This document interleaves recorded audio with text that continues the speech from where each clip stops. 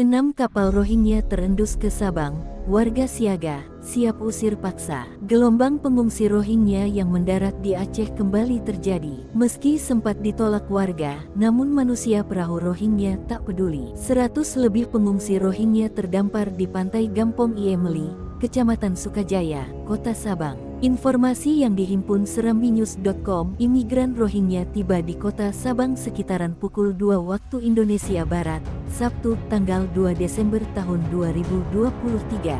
Jumlah mereka 139 orang terdiri dari pria dewasa 36 orang, wanita dewasa 45 orang, dan anak-anak 58 orang terdiri dari pria dan wanita dengan masing-masing berjumlah 29 orang.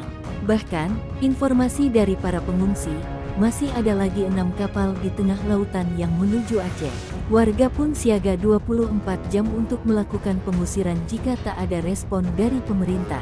Muhammad Idris 40, salah satu Rohingya asal Bangladesh yang terdampar di Sabang saat ditemui serambinews.com, mengatakan rombongan mereka lari dari Bangladesh dikarenakan ketidaknyamanan di negeri tersebut. Ia dan keluarganya masing-masing harus membayar sebesar 20.000 mata uang Bangladesh atau 20.000 Bangladeshi taka.